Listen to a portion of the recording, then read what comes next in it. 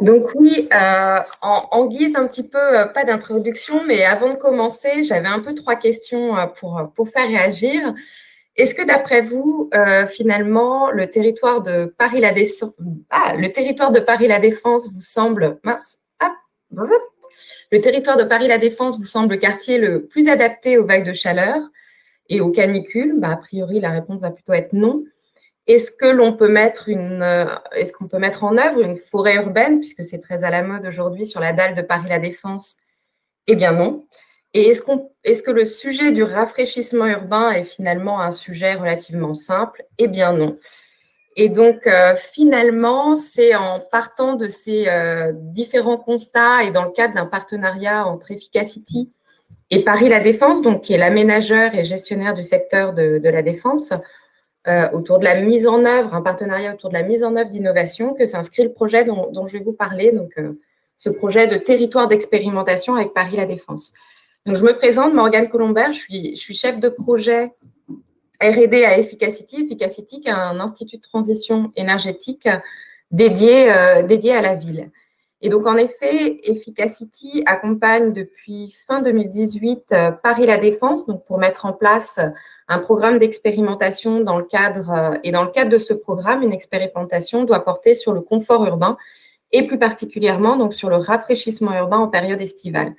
Donc ici, il s'agit de présenter à travers le prisme justement de cette expérimentation qui verra sa concrétisation à l'été 2021. Donc, je vais vous présenter un peu le processus et les étapes de construction d'une telle expérimentation. Alors, j'aurais aimé pouvoir vous présenter de belles photos des expérimentations, mais en fait, la crise du Covid a eu raison des expérimentations qui devaient initialement avoir lieu pour l'été 2020.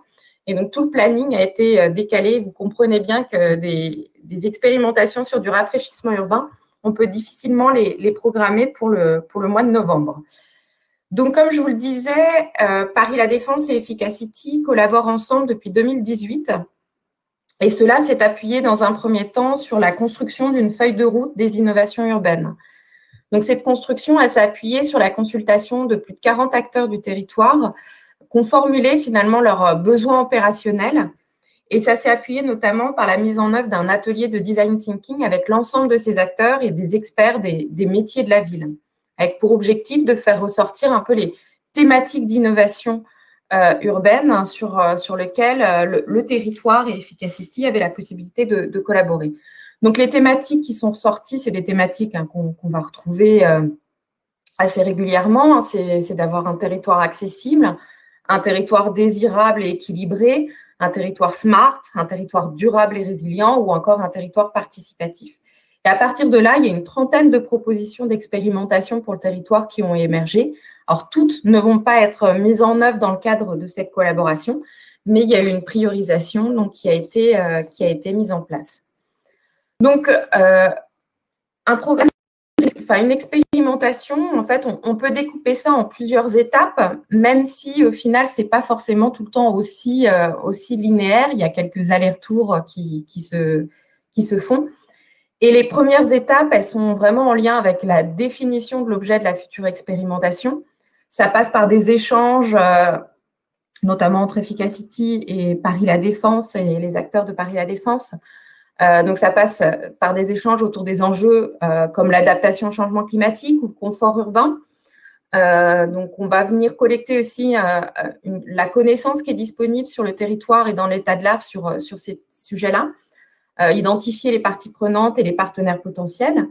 Et donc, finalement, nous, dans les échanges qu'on a pu avoir autour de ces enjeux de confort urbain, la question de l'îlot de chaleur urbain a émergé et s'est passé finalement après par un recueil des différentes études qui étaient déjà présentes sur le site. L'objectif, ce n'est pas forcément de repasser par tout un programme d'études pour analyser l'enjeu sur le territoire, c'est aussi de rassembler toute la connaissance qui est déjà disponible. Et il y avait déjà finalement un certain nombre de choses, des thermographies infrarouges qui existaient, des modélisations climatiques. On est juste venu compléter ça parce que la question de l'usager, on le verra, était un enjeu assez important pour Paris-La Défense. On est venu compléter ça par une enquête terrain pour voir un peu la sensibilité des usagers de Paris-La Défense à cette question du confort et de l'ambiance climatique de Paris-La Défense. Donc, cette collecte de connaissances, elle va permettre de préciser les objectifs des parties prenantes, le rafraîchissement urbain ici, et les problématiques à traiter, les hypothèses qu'on souhaiterait aller valider, établir en quelque sorte une première trame de protocole expérimental et des éléments en lien avec le cadre d'évaluation. Et puis ensuite, il faut aller affiner le concept, faire différents groupes de travail, réunions de travail autour des aspects juridiques, potentiellement sociologiques, économiques, etc. Et dans le cadre donc de l'expérimentation sur le rafraîchissement urbain, c'est notamment passé par l'organisation d'un atelier sur l'évaluation d'une solution de rafraîchissement urbain. Parce que moi, j'avais un passé quand même assez important dans la recherche académique autour des îlots de chaleur urbains. Et c'est vrai qu'on voit qu'il y a un nœud quand même sur comment on évalue ce qui serait une solution de rafraîchissement urbain. Quelles sont les difficultés? Donc, on a rassemblé autour de la table un certain nombre d'acteurs, les parties prenantes, donc des offreurs de solutions de rafraîchissement, des offreurs de solutions de rafraîchissement urbain, des offreurs de solutions d'évaluation, des entreprises, des universités, la collectivité, donc les personnels de Paris La Défense, des membres d'Efficacity, experts des différents sujets, et des acteurs tiers comme l'ADEME, la Fédération nationale des travaux publics, etc. On a travaillé concrètement sur des cas d'expérimentation possibles, donc qui concernaient soit des nouveaux mobiliers urbains, soit des nouveaux matériaux ou d'autres dispositifs. Et dans le cadre de cet atelier, on s'est vraiment focalisé sur quels sont les besoins de Paris La Défense, mais également d'un offreur de solutions de rafraîchissement en termes d'évaluation. Qu'est-ce qu'on doit évaluer pour pouvoir juger de l'atteinte des objectifs de rafraîchissement et quelles méthodes, processus mettre en place pour faire cela. Et donc, il y avait vraiment l'idée de pouvoir identifier quels sont les grands enjeux en termes d'évaluation et d'identifier aussi potentiellement les processus et méthodes d'évaluation qui seraient le plus adaptés à différentes solutions de rafraîchissement urbain. Et cet atelier, il a permis de montrer que les questions ne portaient finalement pas uniquement sur la performance climatique des solutions testées, mais également, les questions qui se posaient, c'était finalement, est-ce qu'il y a des co-bénéfices, d'autres fonctionnalités apportées par le dispositif? Quelle est la différence finalement par rapport à une solution potentiellement plus naturelle, par rapport à un arbre? Quels sont les coûts? Alors certes, il y avait les questions de différence de température, avant, après, par rapport à ce qui se passe à côté du dispositif. Quel est le besoin en maintenance, en entretien courant? Quel est le ressenti des usagers? Ce n'est pas le tout qu'on puisse mesurer potentiellement une différence de température, mais comment c'est perçu ça par les usagers? Est-ce que le dispositif est performant d'un point de vue environnemental?